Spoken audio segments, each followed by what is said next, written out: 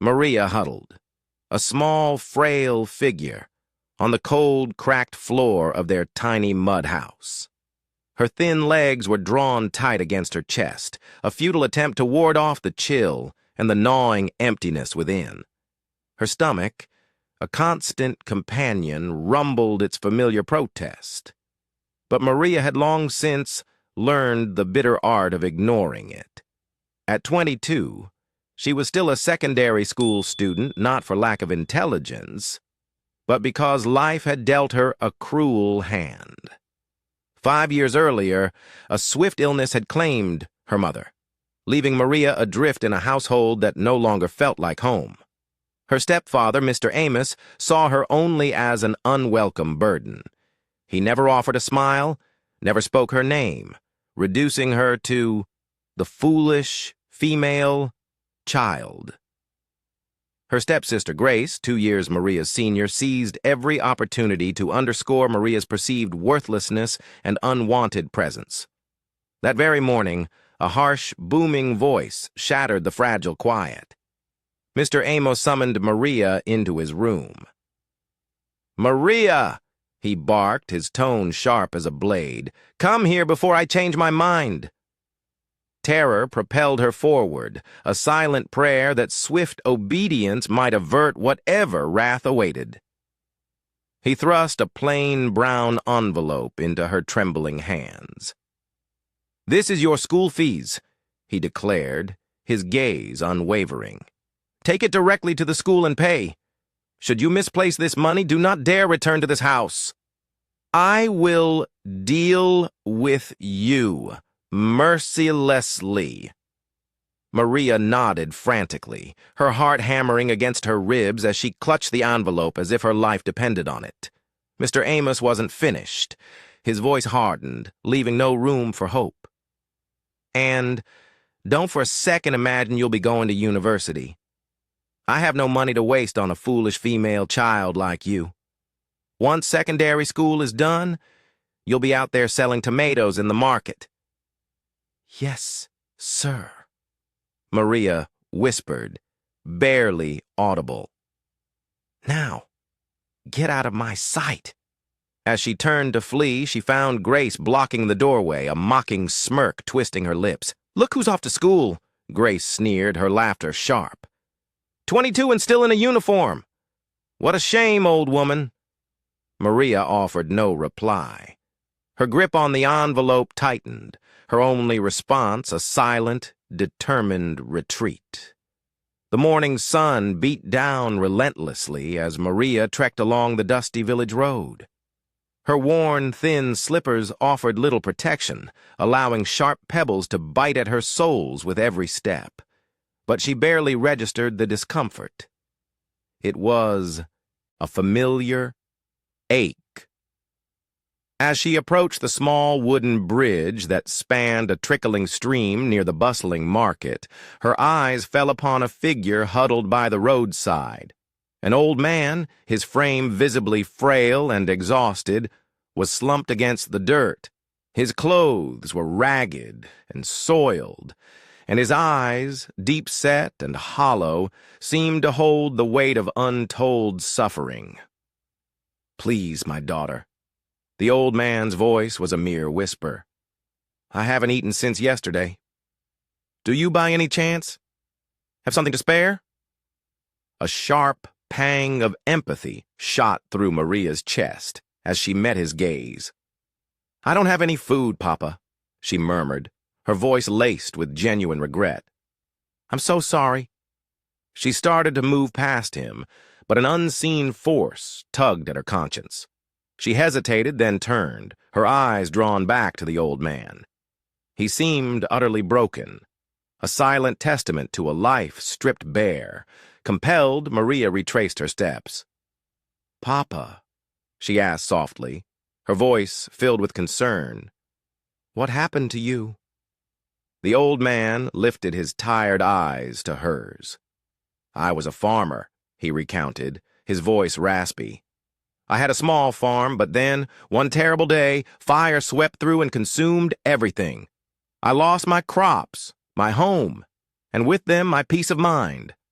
Ever since, I've been forced to beg, finding what little shelter I can under this bridge or within abandoned, unfinished buildings." Maria's eyes welled up with tears. "Oh, Papa," she said, her honesty raw. "If only I had a house, I would let you stay with me, but I don't. I live with my stepfather and—" Her voice trailed off, then strengthened slightly. "My mother died 5 years ago. My life has been very hard since then." A gentle, kind look softened the old man's features. "What is your name, my daughter?" he asked. "My name is Maria," she replied. A faint smile touched the old man's lips. "My name is Orphan," he offered. "Do you stay here every day?" Maria inquired, her voice soft. "Yes, my child," Orphan replied, his gaze weary. "This is where I sit and beg. Sometimes kind souls offer me food. Other times, they simply pass by, as if I were invisible." Maria's eyes drifted to the brown envelope tucked inside her bag. Her stepfather's sharp, chilling words echoed in her mind. "If you lose this money, don't come back to this house." She slowly unzipped her bag, retrieved the envelope, and carefully pulled out a few notes, hesitating. What good will a mere fraction do him? She silently questioned. This man needs true help. Without another moment's thought, she met Papa Orphan's sunken eyes, gently took his hand, and pressed the entire envelope into his palm. "Take it, Papa," she whispered, her voice a mix of resolution and quiet fear. "It's all I have." The old man, bewildered, opened the envelope and stared at the significant sum. His eyes widened in disbelief. "No, my daughter," he stammered, attempting to return it. "This is far too much." "No, Papa, please don't worry," Maria insisted, a fragile strength in her tone. "It's from me? Just for you?" Tears, hot and heavy, began to trace paths down Papa Orphan's weathered cheeks. "God bless you, Maria," he managed, his voice trembling with emotion. "May your kindness bring you miracles beyond measure." Maria offered a faint, fleeting smile. "I will try to bring you food sometimes, Papa," she added, "even if it's just a little." "Thank you, my child.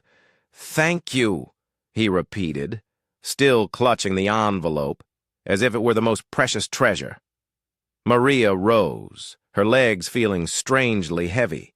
Each step away from the old man felt like an immense weight settling on her chest. She had just given away her entire school fees, her only key to a future beyond selling tomatoes. Panic began to prickle at her, a cold dread about what she would tell her stepfather. She reached the school gate, but her feet refused to carry her inside. Instead, she sank to the ground beneath the shade of a massive mango tree, burying her face in her hands.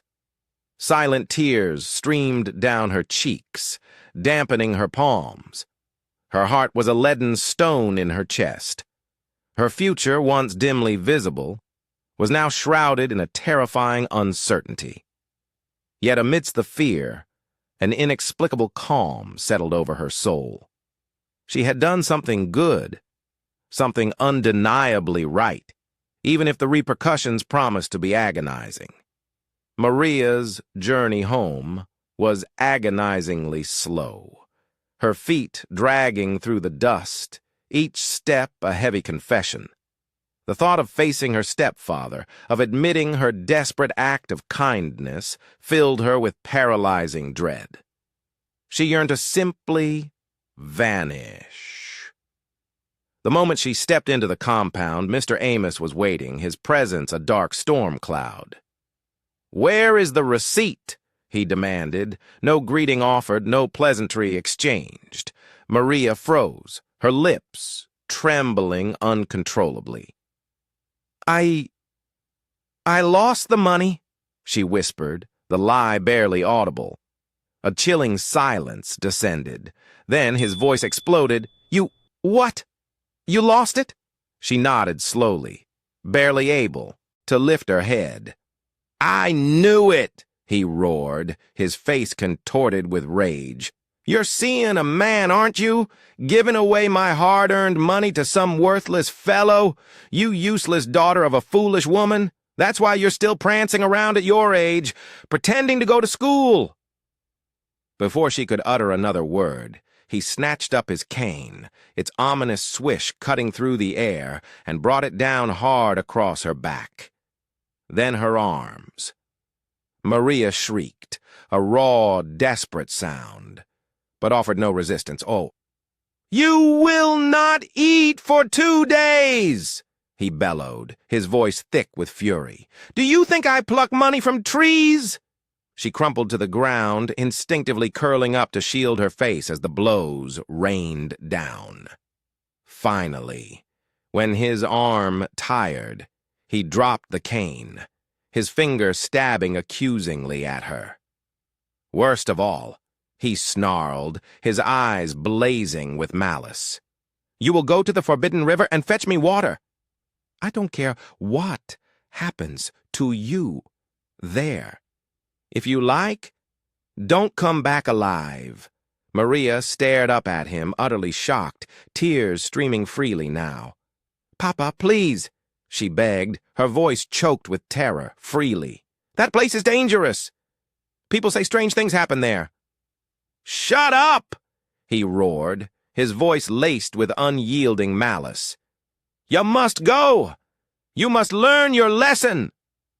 That night, Maria went hungry, her back throbbing with pain, her heart shattered into 1,000 pieces. Yet, with the first light of dawn, she rose, lifted the heavy water container, and began her somber walk towards the Forbidden River.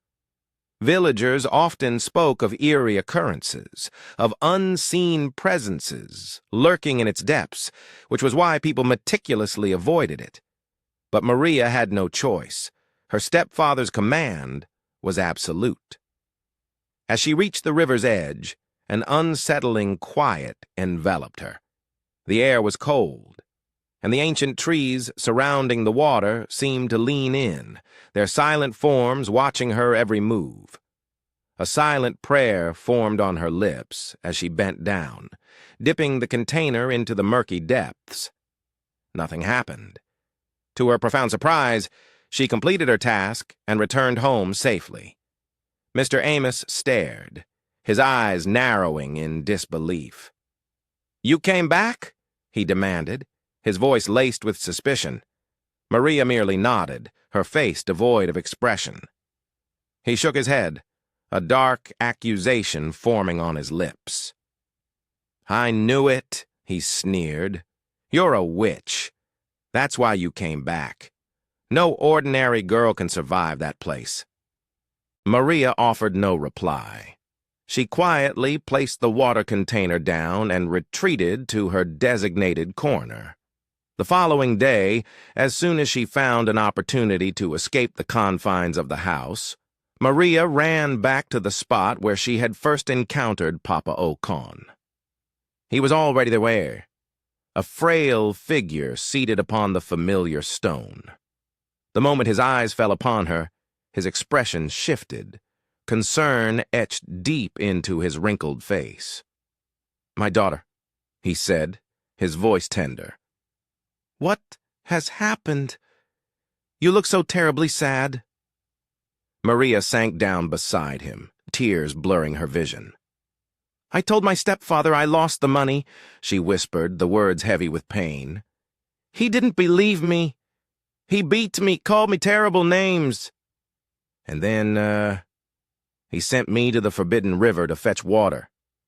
He said I shouldn't come back alive." The old man's fists clenched.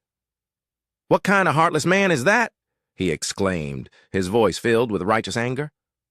"Oh, how I wish I had a proper home, my daughter. I would ask you to pack your things and come live with me without a second thought." Maria wiped away her tears, "It's okay, Papa," she said, managing a weak smile.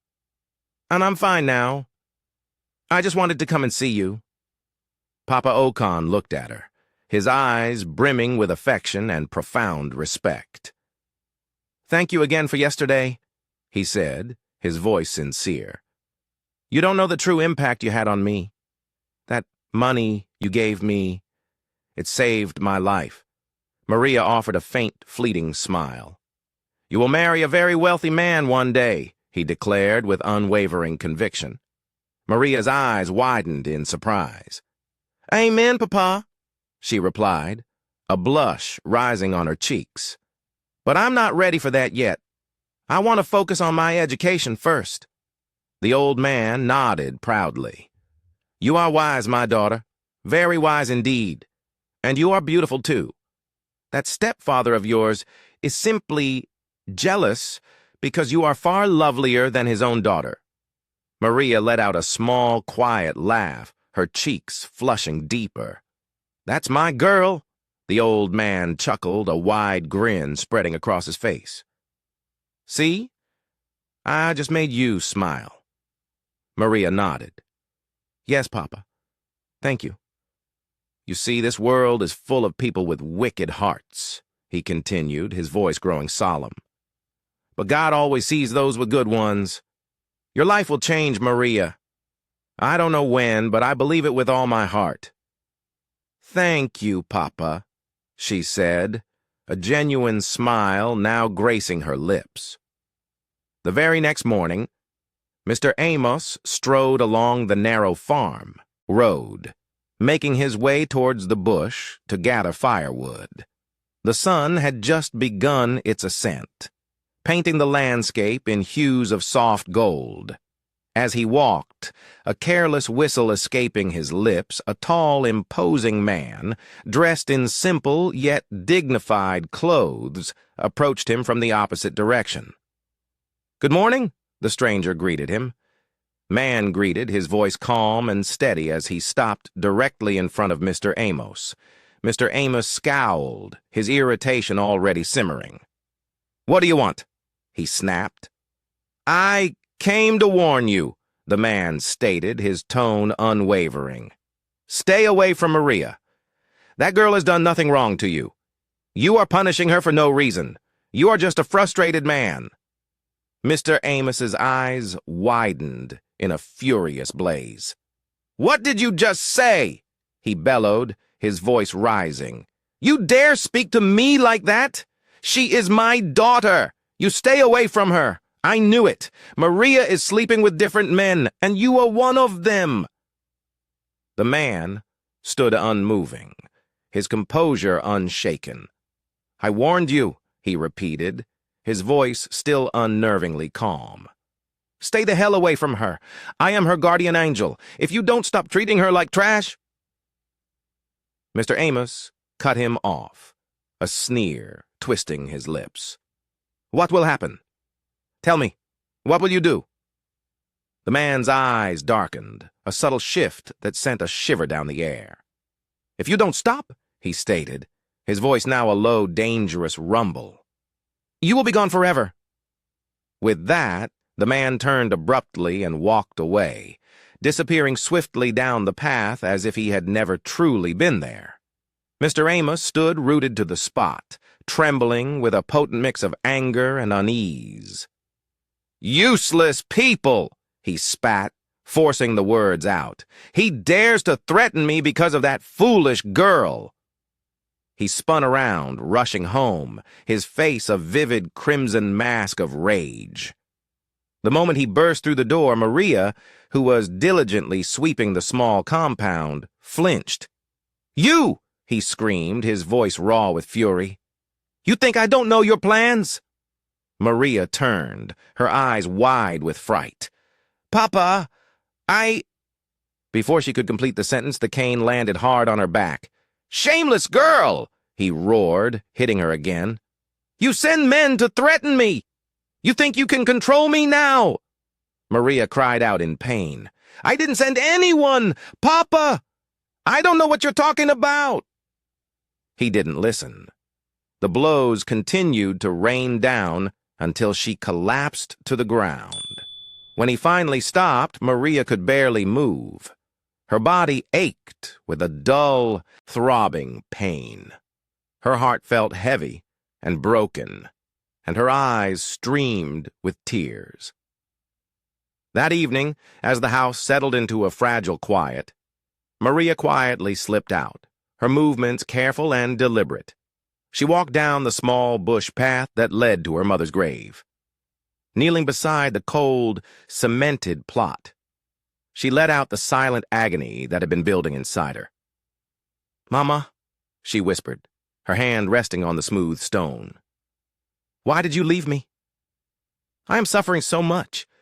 They don't like me. They beat me. They treat me like I'm nothing." "Mama, I miss you. I wish you were here. I wish you could help me. I don't know how much longer I can take this." The wind sighed softly through the leaves of the surrounding trees. Birds, silhouetted against the fading light, flew silently overhead. The world outside was quiet, yet Maria's heart screamed with unbearable pain. She stayed there for a long time, weeping and confiding in the silent grave, the only place she felt a sliver of safety. As she began her slow walk back home, her eyes red and swollen, her legs weak beneath her, she prayed silently, a desperate plea. "God, please just help me, please." Reaching the house, she found Grace sitting outside, meticulously filing her nails and chewing gum loudly. Grace looked up, her expression one of utter disgust. "You daughter of a ghost," she sneered, her voice dripping with disdain. "You've gone out again to sleep with men, haven't you?" Maria wiped away her tears and simply walked past her. "I'm talking to you," Grace shouted, her voice sharp. Maria stopped but did not turn. "I didn't go to meet any man," Maria replied, her voice flat. "I went to visit my mother's grave." "Liar," Grace retorted. "Anyway, go to the kitchen. My boyfriend is coming soon, and we want to eat pounded yam with vegetable soup. I need it. Hot and fresh." Maria sighed, a deep, weary sound. "I'm tired, Grace. I haven't even eaten today." Grace rose from her seat, her movements sharp and deliberate, and pointed a long, manicured fingernail directly at Maria's face. "You have no choice," she shrieked. "Or I will tell my father to chase you out of this house tonight. Then you can go and live with your dead mother in the grave." Maria's heart plummeted, a cold knot of terror forming in her chest. She wanted to scream, to lash out, but no words would come. With tears stinging her eyes, she turned and walked slowly, resignedly into the dim kitchen. Her legs felt like lead. Her back, still, throbbed mercilessly from the morning's beating, and her arms ached. The pain made her tremble, but she knew she had no other option. If she refused, Grace would surely report her to Mr. Amos, and he would cast her out without a moment's hesitation. Maria leaned against the rough mud wall for a moment, breathing heavily, trying to steady herself. She wiped her tear-streaked face, then dragged her weary body towards the small washing area. She poured water into a chipped bowl, slowly washed her hands, and then stared blankly at the yam tubers lying on the floor. Her eyes stung. "Where will I find the strength to do this?" she whispered to herself, knowing full well there was no one to help her. With trembling hands, she picked up the knife and began to peel the yam, one thin slice at a time. Her fingers felt heavy and unresponsive, yet she persevered. After peeling, she carefully washed the slices and placed them into a pot of water. Lighting the firewood proved difficult, the acrid smoke stinging her eyes and bringing on a fit of coughing. When the yam was finally soft, she fetched the heavy mortar and pestle, Her hands still shook, but she lifted it anyway. Then, standing over the cooked yam, she began the arduous process of pounding, slow, painful thuds that echoed the broken spirit within her. Every few minutes, she paused, gasping for breath, her forehead slick with sweat, her eyes brimming with tears. By the time the pounded yam was ready, she felt utterly spent, as if her entire being might simply collapse. She was tired. Tired of the constant pain, tired of the relentless insults, tired of being treated like a worthless object in the very house her mother had once called home. Yet deep within her heart, a tiny, resolute voice whispered, "Don't give up. You are stronger than this. Something good will happen soon." And that small, unwavering whisper was the only thing keeping her alive. Maria had just finished preparing the vegetable soup and pounding the yam when Grace sashayed into the kitchen, hips swaying like a village queen. "My boyfriend is almost here," she announced proudly, flipping her hair over her shoulder. "I'm going to the next street to buy drinks for him. Make sure you serve him the food before I come back. He's very hungry and I don't want any delay. You hear me?" Maria offered no verbal reply, merely a quiet nod, continuing to arrange the food neatly on a wooden tray. Grace hissed loudly, a sound of dismissive irritation, and then swept out, humming a cheerful love song as she departed. Minutes later, a knock sounded at the front door.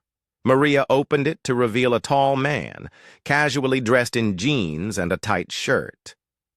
"Good evening," Maria said quietly, stepping back. "Yeah," the man replied, his eyes raking over her from head to toe. "Are you Grace's sister?" Maria didn't bother with an explanation. She simply stepped aside, allowing him to enter. She carefully placed the steaming food on the small wooden table and turned to leave. But the man's gaze held her. "Wait," he said, his voice laced with an unexpected softness. "You're so beautiful." Maria blinked. "Sorry?" "You heard me?" the man said, leaning back in his chair, a smirk playing on his lips. "You are more beautiful than Grace? Has anyone told you that before?" Maria looked away, uncomfortable. "Thank you, sir." "Don't thank me," he purred, licking his lips. "I'm just being honest. In fact, if I had seen you first, I would never have even looked at your sister. She's the one forcing herself on me." Maria's expression hardened. "That's none of my business." But the man leaned closer, his voice dropping to a seductive whisper. "Be my girlfriend," he said boldly. "I don't truly like Grace. I just play along to make her happy. But you, Maria, you're special. You're different. Come with me. I will take you to the city. I have money.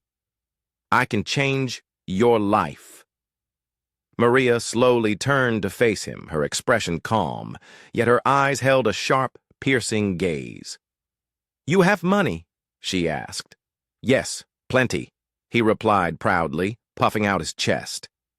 "Just say yes and you'll never suffer again." Maria folded her arms, tilting her head slightly. "Really?" she asked, a faint frown creasing her brow. "Then why do you look like this? If you truly have money, why is your hair looking like it was combed with a fork? And your shirt? Is this how rich people dress? Your face is sweating like you ran here all the way from Lagos." The man blinked, genuinely surprised. "What? What do you mean?" "I mean," Maria continued, her voice growing colder, "use your dirty money to take care of yourself first, before offering to take care of someone else." He attempted a nervous chuckle, but she wasn't finished. "You're not even handsome," she added, her gaze unflinching.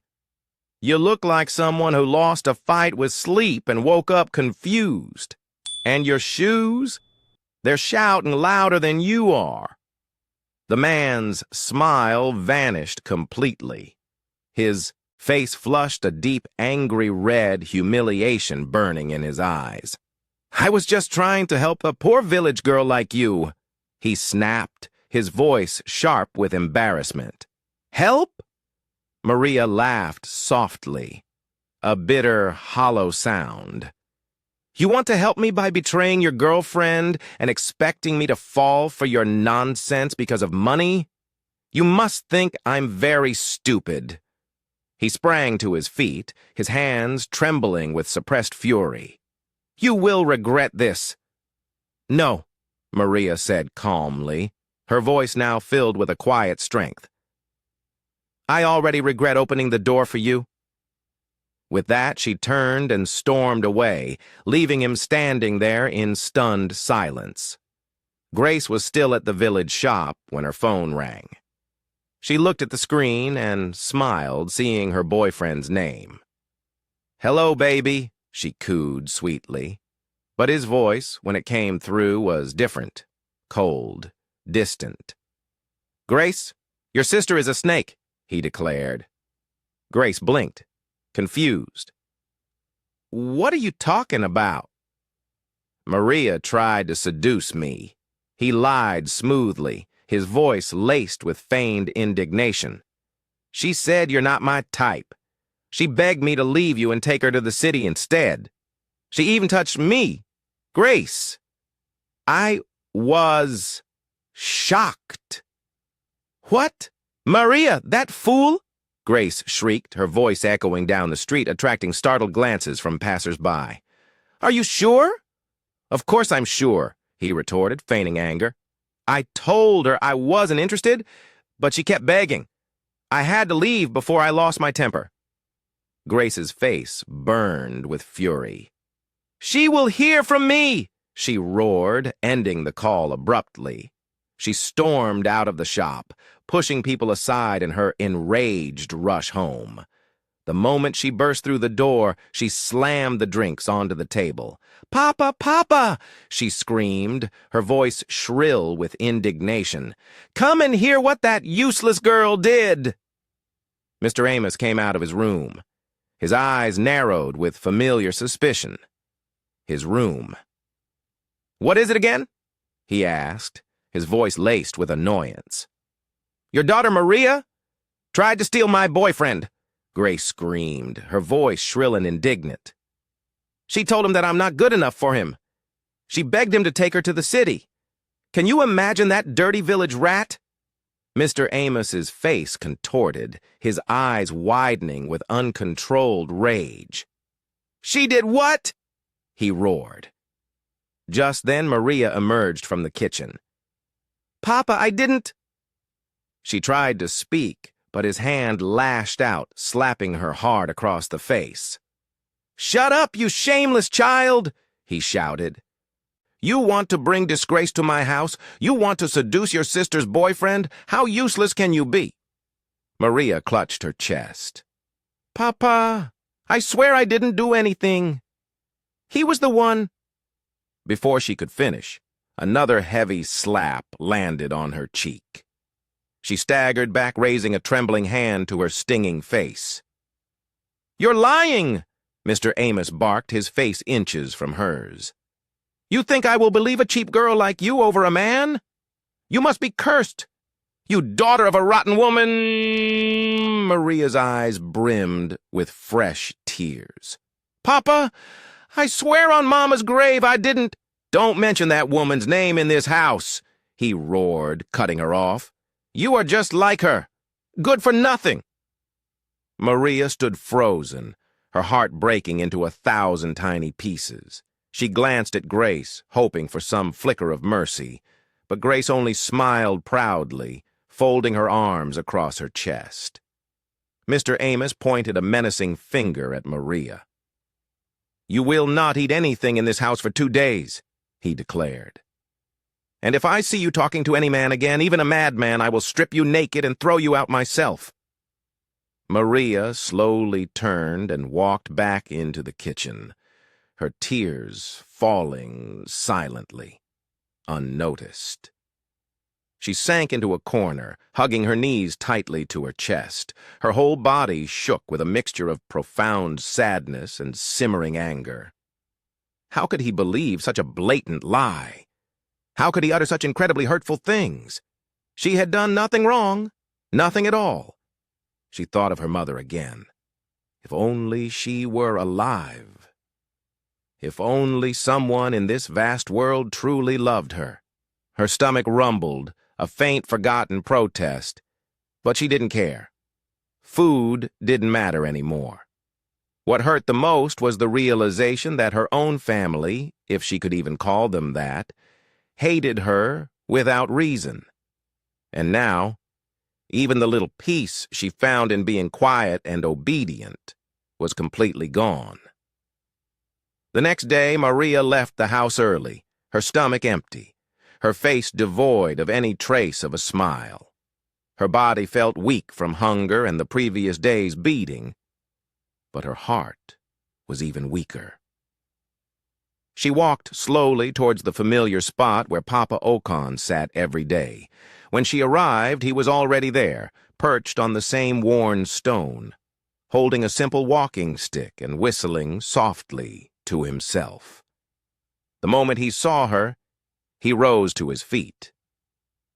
"My daughter, come here," he said, his voice gentle and concerned.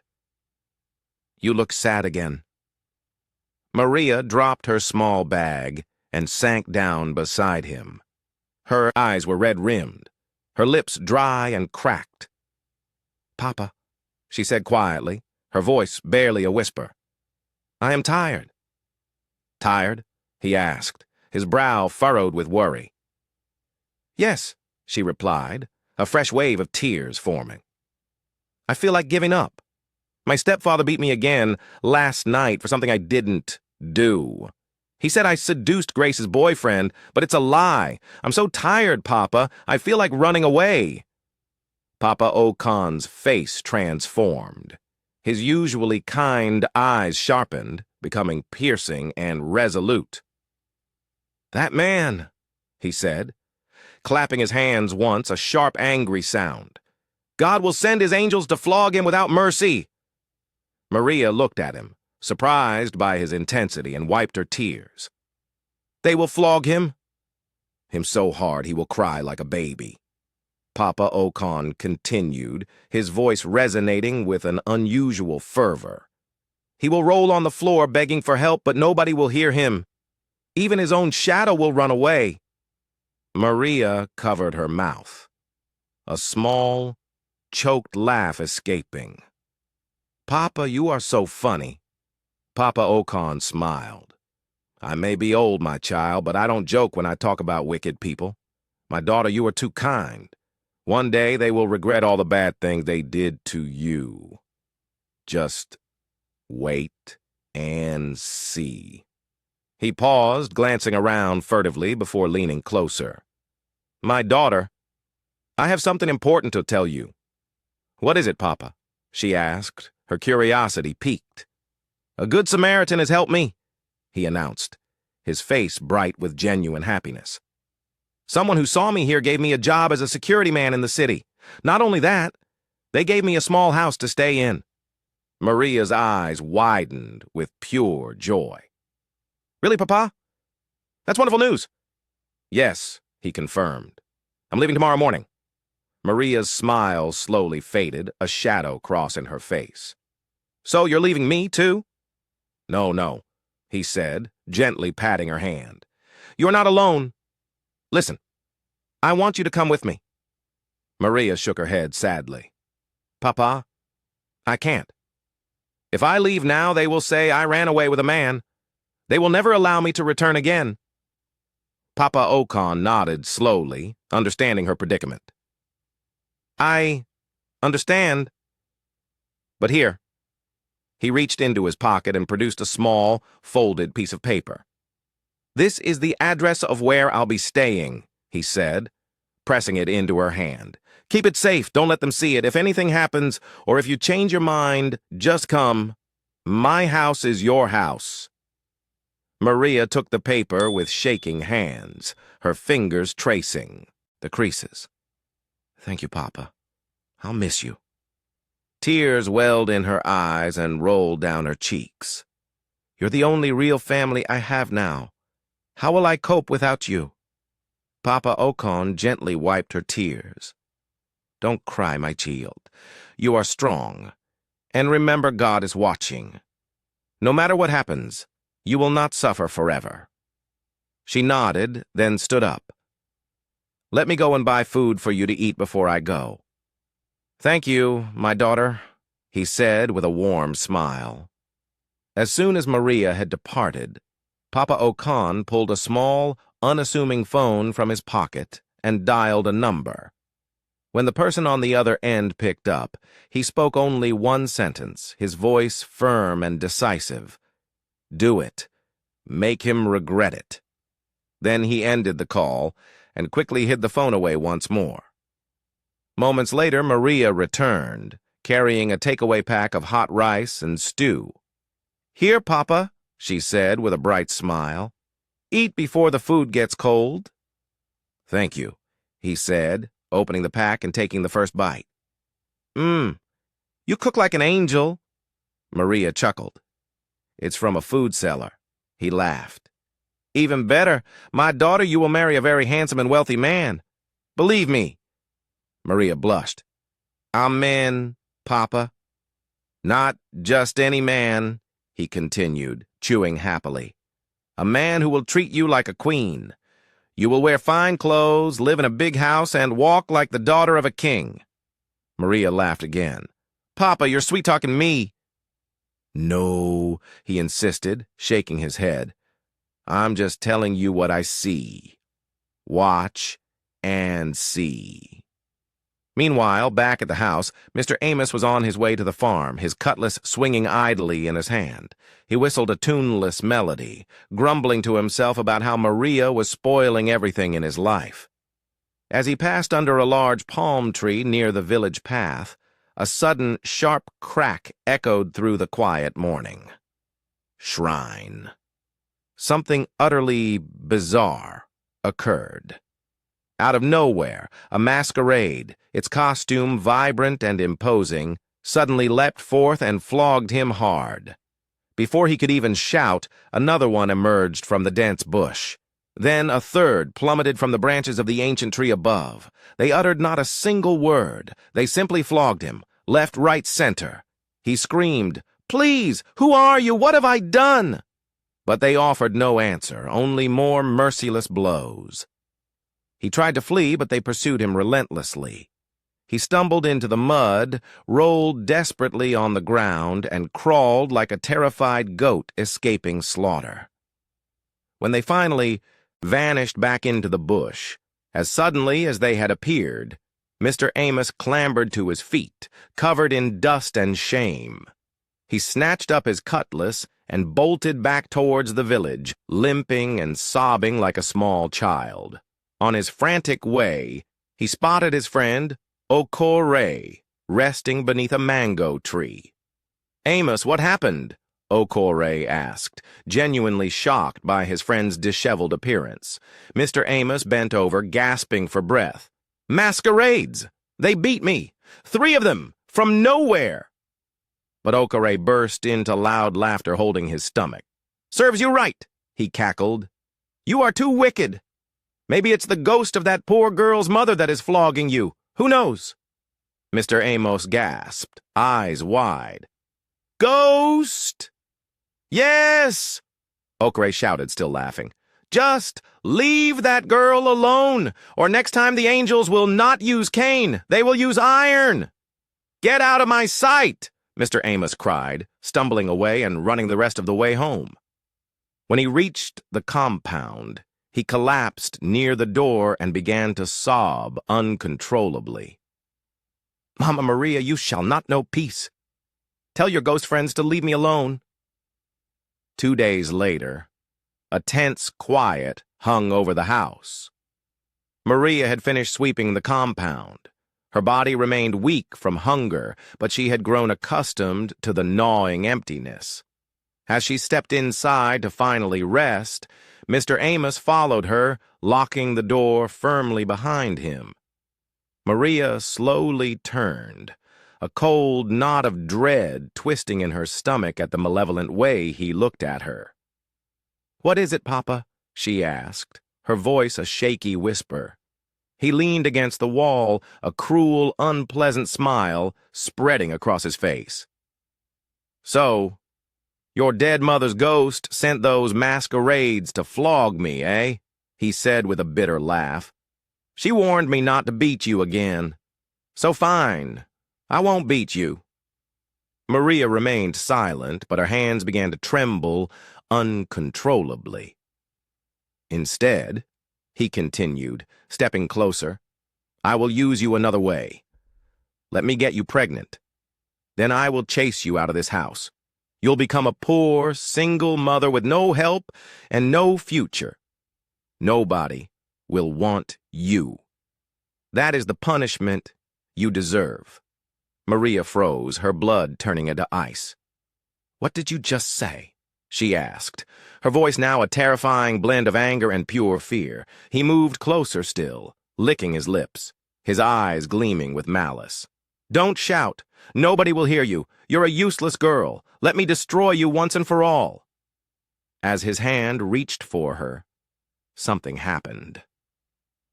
From deep within her heart, something powerful rose up. A strength she didn't know she possessed, a fire that had been buried under years of pain, tears, and silent suffering. Without another thought, Maria balled her fist and punched him hard, squarely in the face. Mr. Amos screamed, stumbled backward, and crashed heavily to the floor. "You touched me!" he shrieked, clutching his nose. "Ah, help! Somebody help me! This girl wants to kill me!" But Maria didn't wait. She ran into the small room, grabbed her bag and the precious paper bearing Papa Ocon's address, and rushed out of the house. She didn't even glance back. She ran as fast as her legs could carry her, through the familiar village paths, past the bustling market, and straight to the small motor park. She had never been to the city before, had no idea what to expect, but she clutched the address tightly. More importantly, she clutched her newfound freedom. She climbed into a bus, bound for the city. The engine roared to life, and as the vehicle began to move, tears streamed down her cheeks. Not tears of pain, but tears of powerful, liberating strength. "I'm free," she whispered, the word barely audible over the rumbling engine. She had no idea where life would take her next, but one thing was certain. She would never, ever go back to that house again. Back at home, Mr. Amos was still writhing on the ground, clutching his face and wailing like a baby. "She punched me! She almost killed me!" Grace came running into the house, her eyes wide. "What happened?" she demanded. "That useless girl, Maria," he shouted, still sobbing. "She came with some foolish, jobless men. They beat me up. Look at my face." Grace glanced around, bewildered. "Where are the men?" "They ran after she escaped," he declared quickly, a blatant lie. "They beat me and left me here. This girl is possessed. She wants to destroy me." Grace was shaking with pure anger. "We must report her. Let's go to the king or the police." Mr. Amos slowly sat up, wiping away his crocodile tears. "No," he said, his voice surprisingly calm. "It's not important. Reporting her won't change anything." Grace frowned, confused. "So, what do we do?" He looked around, his eyes narrow and calculating, like someone plotting a dark revenge. Then, his voice filled with venomous hate, he declared, "If that girl ever steps foot in this house again, I will unalive her. I swear on whatever is left of my life." Grace gasped, truly horrified. "Papa! I don't care!" he shouted, his rage flaring once more. "She has brought shame to me. Shame to this house. If she comes back, that will be the end of her." Grace said nothing, merely staring at her father, now truly scared of the monstrous man he had become. Meanwhile, in the bustling city, the bus dropped Maria off at a small park. Everything was new, overwhelming. The constant stream of cars, the towering buildings, the cacophony of noise, the enticing smell of roasted corn, the hurried pace of the people. She was scared, but beneath the fear lay a core of fierce determination. She pulled out the crumpled paper and found the address Papa Ocon had given her. She bravely asked someone for directions, and after a short while, she found herself standing before a small but neat compound. She knocked tentatively. The door opened, and Papa Ocon's face lit up like a lamp. "My daughter!" he cried, pulling her into a warm, comforting hug. "You came!" Maria burst into fresh tears. "Papa, I had to. He tried to." She broke down, sobbing uncontrollably. He held her close, stroking her back with the tenderness of a father. "No more," he whispered. "You are safe now. Nobody will ever hurt you again." He led her inside a small room. It was simple, humble, but impeccably clean. "This is your home now," he said, a gentle smile on his face. Maria looked around, a genuine smile breaking through her tears. "Thank you, Papa. Thank you for saving me." He simply smiled back, his eyes full of compassion. Maria sat alone in the small room, feeling an unfamiliar sense of peace. The ceiling fan turned slowly, circulating a sweet, refreshing breeze through the small window. She had just finished folding her few clothes into a drawer Papa Ocon had provided. Suddenly, the door flew open with a startling bang. Standing there, framed in the doorway, was a tall and strikingly handsome young man. He looked like someone plucked straight from a movie screen. A clean, sharp haircut, the subtle scent of expensive perfume, a stylish shirt, and eyes that held an undeniable confidence. Maria froze where she sat on the bed, utterly unsure of what to say. The young man stepped into the room, a frown creasing his brow. "What are you doing here?" he demanded, his voice sharp and accusatory. Maria stood up politely. "Good afternoon, sir," she said, softly, her voice trembling slightly. "My father is not around. He went out. I'm his daughter." The man looked at her, confusion clouding his features. "Your father?" he repeated. "Who is your father?" "Papa Ocon," Maria replied. The man let out a short, incredulous laugh, devoid of humor. It was a laugh full of surprise and annoyance. "You mean the gate man?" Maria nodded slowly. The man folded his arms, his expression hardening. "So, the poor gateman I employed now has a total stranger living inside my house without my permission. Wow." Maria's heart skipped a beat. "Sir, I am not a stranger," she said, trying to explain, to bridge the sudden chasm of misunderstanding. "I just told you I am his daughter." "Shut up!" the man snapped, his voice dangerously low. "How dare you speak when I'm talking? Do I look like your mate?" Maria's lips tightened. She disliked his tone intensely, but she remained silent. "This is my house," he continued, his voice dripping with authority. "Your so-called father has no right to bring a stranger here. When he comes back, tell him I want to see him immediately. He must explain to me why he left his duty post and why he turned my house into a village guest room." He turned to leave, but paused at the door, glancing back over his shoulder. "Don't touch anything in this house," he said, his voice flat and warning. "I'm watching everything." Then he walked out, slamming the door shut with a resounding thud. Maria stood there trembling. She slowly sank back onto the bed, her heart hammering against her ribs, her hands cold and clammy. "What kind of man is this?" she whispered to herself. She looked at the closed door, then around the small room. "He's rude," she decided. "Very rude."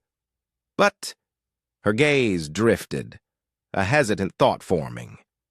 "He's also very handsome." She shook her head quickly, as if to dislodge the thought. "This is my type." "Oh, but his attitude is terrible. Is this how all rich men behave in the city? So arrogant, so bitter. Maybe his girlfriend broke up with him, or maybe someone stole his phone, but why pour all the anger on me?" She lay back on the bed, staring at the ceiling. How can someone look so good, smell so rich, dress so fine, and still have a heart like pepper? She closed her eyes for a moment. "Whatever. Let my father come back first. He will explain everything. I'm not going anywhere." She let out a deep sigh. If this is city life, then it's already full of drama. But I didn't come here to fight. I came here to find peace. I just hope this man will not be my next problem. Papa Okan returned to the compound just before sunset. He looked tired, but a warm smile lit his face when he saw Maria waiting for him near the small gate. "Papa!" she exclaimed, rushing to him. "My daughter," he said warmly, embracing her. "Are you okay?" Maria took a deep breath. "No, Papa. Something happened while you were gone." She quickly recounted everything that had transpired.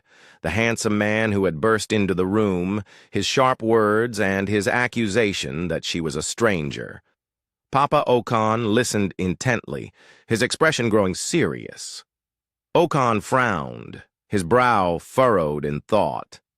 "That's strange," he murmured. "Let me go and talk to my boss, Frederick. Maybe there's a misunderstanding." He walked off swiftly, leaving Maria in the small room, nervously waiting, her heart pounding.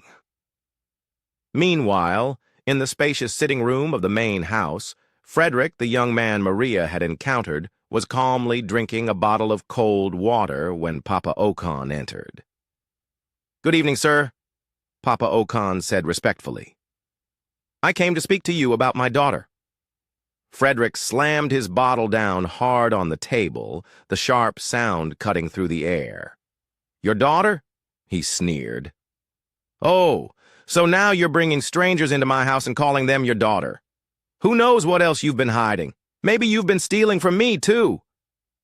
Papa Okan was genuinely shocked. "Stealing? Sir, I have never stolen anything in my life. I came here peacefully to talk about my daughter." Frederick stood up abruptly, his face contorted in anger. "I will get you arrested. You are a thief and a liar." Just then, Maria rushed into the room, her eyes blazing with a newfound fire. "You must be stupid to think I will be scared of you," she shouted, standing tall, her voice surprisingly strong. Frederick looked stunned, momentarily speechless. "How dare you insult my father and lie about him?" Maria continued, her voice rising with righteous indignation. "Call the police! You think you're the only powerful person in this city? Let me tell you something. I know people, wealthy people. If you try anything, if you dare to touch my father, I will deal with you in a way you've never seen before. Try me." Frederick blinked. Then suddenly, a low chuckle started, growing into unrestrained laughter. Maria paused, utterly bewildered. "What's funny?" she demanded. Then, to her utter confusion, Papa Okan began to laugh too, a deep, hearty sound. Maria looked between the two of them, her mind reeling. "Papa, what's going on? Why are you laughing with this wicked man?" Papa Ocon wiped his eyes, still chuckling softly. "My daughter," he said, his voice brimming with warmth. "Meet Frederick, my son." Maria's eyes widened, her jaw dropping slightly. "You're what, Papa? This is not a good time to joke." "I'm not joking," Papa Ocon insisted, his smile unwavering. "Frederick is my son, my blood, the owner of this house. The man you just shouted at is my only child." Maria's mouth hung open, words failing her. Frederick stepped forward, a gentle smile now gracing his lips. "I've heard so much about you, Maria." Maria turned back to Papa Ocon, still trying to process the revelation. "What is going on?" she whispered. Papa Ocon sat down, motioning for Maria to do the same, and began to speak softly. "My daughter, months ago, Frederick was supposed to marry a girl, a very beautiful city girl, but one day, she suddenly left him for another man. No reason, just heartbreak." Frederick nodded slowly, his eyes now softer, shadowed with a past pain. "I almost lost myself. I was deeply depressed. I stopped trusting women entirely. I even thought of ending my life." Maria gasped, her gaze fixed on him. "What?" "Yes," Papa Ocon added. "I begged him. I told him there are still good girls in the world, but he refused. He said no. He didn't believe in love anymore, so I made a decision. I disguised myself as a poor gateman, left the main house, and began looking for a truly good girl." Maria was speechless, her mind racing to connect the pieces. "That's when I found you," Papa Ocon said warmly, his voice filled with affection. "You gave your school fees to a hungry man. You endured beatings and insults, and still, you remained kind. You are the best woman for my son. You are gold. I love you so much, my daughter." Maria's eyes filled with tears, a mix of shock, relief, and overwhelming emotion. She couldn't speak. She just stood there, stunned, as a wave of realization washed over her. Everything settled in her mind, like scattered pieces of a puzzle finally clicking into place. Frederick then walked closer, his handsome face softening and, incredibly, knelt on one knee. Maria's eyes went even wider, her breath catching in her throat. "Frederick, what are you doing?" He reached into his pocket and brought out a small, velvet ring box. "Maria, I love you," he began, his voice earnest and deep. "From the moment I saw you, something in my heart stirred. But it was more than that." He smiled, a genuine, a tender smile. "Do you remember those times you would talk with Papa, laugh with him, cry with him, sit beside him?" Maria nodded slowly, a dawning realization in her eyes. "Sometimes," he confessed. "I was on a call with Papa and I was listening. I heard you speak of how much you missed your mother, how kind you were, how incredibly brave. I didn't know you, but I already felt like I did." Maria gasped, a hand flying to her mouth. "You were listening?" "Yes," Frederick confirmed, his gaze unwavering. "And when I finally saw you with my own eyes, I knew. You are the one. You're not just beautiful, Maria. You have a heart of gold. Marry me, Maria. Let me love you. Let me protect you. Let me be your home." Maria's mouth trembled, tears now streaming freely down her face. I don't even know what to say," she whispered, overwhelmed. Frederick looked deeply into her eyes. "Say yes." A beautiful smile, radiant through her tears, spread across her face. "I love you too," she said softly. "I can't lie. The moment you walked into the room, I felt something. It was magical." Frederick stood up, pulling her into a tight, warm embrace. "You're so damn beautiful," he whispered against her hair. "You are an angel." Maria smiled, resting her head on his chest, feeling utterly safe and cherished. "And you are my answered prayer." Papa Ocon clapped his hands together, his face beaming. "Yes, love is sweet. Somebody bring wine. Let's celebrate." They all laughed together, a joyous, harmonious sound, and for the first time in her life, Maria felt truly safe, undeniably happy, and deeply, truly loved. 2 weeks later, the day everyone in the city had been talking about finally arrived: Maria and Frederick's wedding. The event was like something plucked straight from a dream. The grand hall was adorned with exquisite white and gold drapes, shimmering under elegant lights. The air was thick with the sweet, intoxicating scent of fresh flowers, and the melodious strains of love songs danced through the loudspeakers. Guests, dressed in their most expensive attire, mingled and chatted, while paparazzi cameras flashed incessantly, capturing every moment.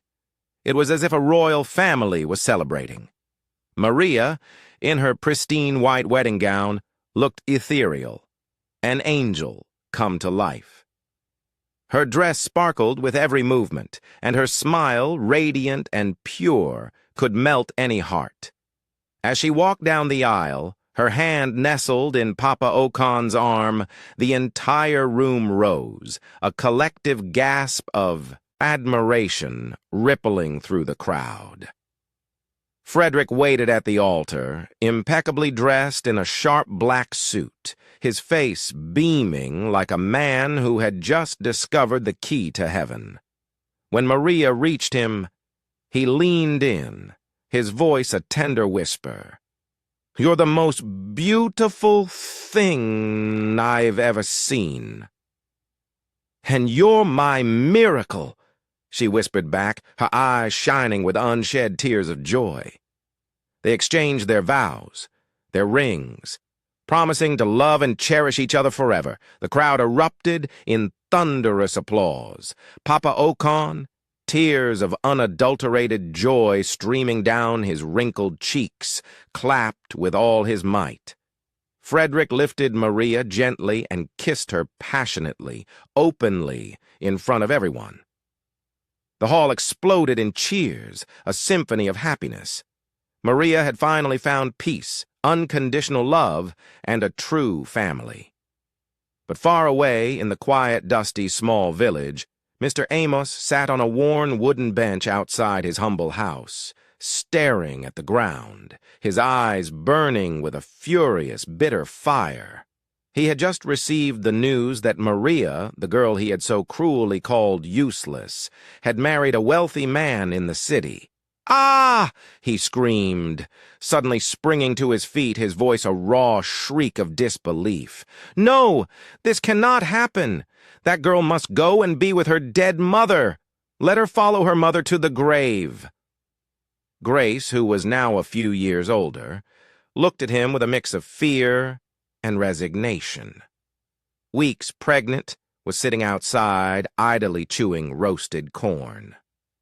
"Papa," she said, her voice softer than usual, "I know I never liked Maria, but I don't think we should wish her death." "Shut up, you fool!"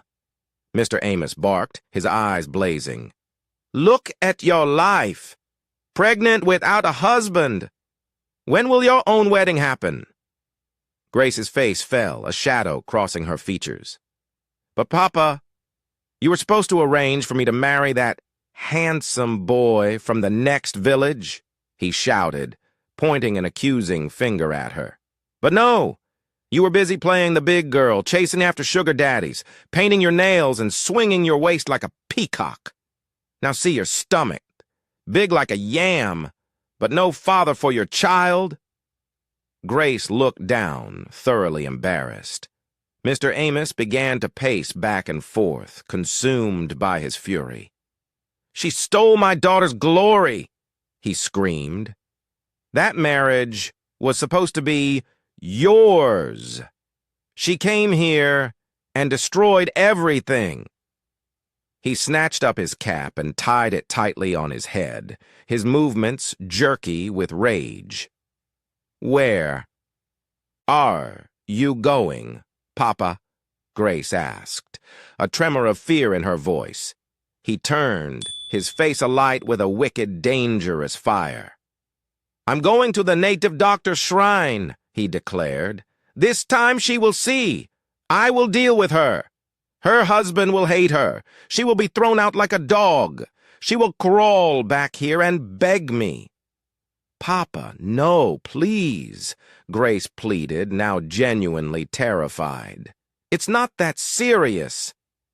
"You keep quiet," he shouted again, his voice cracking. "You foolish daughter of a foolish mother, just sit there and eat your corn in shame." And with that he stormed off, heading directly for the thick forest path where the village's most feared native doctor lived. As he walked, villagers watched him from their windows, whispering amongst themselves. "That's Maria's stepfather," one murmured. "He's going to the shrine," another whispered, a knowing look in their eyes. "He can't believe that poor girl is now a billionaire's wife." But nobody stopped him. For evil thoughts sometimes destroy themselves. Mr. Amos strode fast through the bush path, his eyes red with rage, his mind swirling with malevolent plans. "That Maria must suffer," he muttered to himself. "She must lose everything. She cannot enjoy life while I sit here like a fool." But as he walked deeper into the forest, something strange happened. The sky above suddenly became dark, an unnatural gloom descending. The wind began to howl, picking up speed. Leaves danced wildly in the air, rustling like they were warning him to turn back. Before he could take 5 more steps, a loud, deafening thunder roared from the sky. Then a blinding flash. Lightning struck a tree directly near him, and he stumbled to the ground, screaming. He tried to get up, but another lightning bolt, stark and terrifying, came down and struck again. This time, it hit him directly. He let out one last, agonizing cry before falling flat, lifeless. And just like that, Mr. Amos was gone. The overwhelming wickedness that had filled his heart had in the end returned to him, consuming him whole. Back in the village, Grace sat outside, listlessly eating a mango, when a small boy came running towards her, his voice breathless. "Grace! Grace!" he shouted. "What is it?" she asked, standing up quickly, a sense of foreboding washing over her. "Your father is dead! Thunder unalived him near the shrine!" Grace dropped the mango, her hand flying to her mouth. "What?" She stumbled inside, collapsing to the floor, sobbing uncontrollably. "Papa, why? Your wickedness was too much. Why did you dislike her so much? See where it ended you?" Villagers gathered, shaking their heads slowly. "Evil never wins," an old woman stated, her voice heavy with age and wisdom. Meanwhile, in the bustling city, Maria was in the kitchen, humming softly as she cooked jollof rice when Papa Okan entered, a wide smile lighting his face. "My daughter," he called out cheerfully. Maria turned to him. "Papa, have you heard the news?" "Yes." "Oh," he said, removing his slippers with a sigh of satisfaction. "Your stepfather is gone. Thunder gave him a hot slap and sent him to meet your mother." Maria smiled and shook her head, a small laugh escaping her lips. "Papa, you are too funny." "No, Juko." Papa Okan chuckled, his eyes twinkling. "That's what happens when you try to fight God's child." Then he looked at her with a knowing smile. "But let me confess something." Maria raised her eyebrows, a hint of curiosity in her gaze. "Papa? What now?" "I was the one that sent that man to warn your stepfather in the village," he revealed, his voice dropping slightly. And those 3 masquerades that flogged him that day? I arranged them, too. Maria burst into full, joyous laughter. Papa, you are serious. Yes, oh, I was angry, he declared, feigning indignation. That foolish man was beating you anyhow. I couldn't just sit and watch. That's rubbish. Maria shook her head, still laughing, a newfound lightness in her heart. Papa, you are something else. Then her laughter subsided and a quiet moment settled between them. Papa, she began, a softer tone in her voice, I have something to tell you.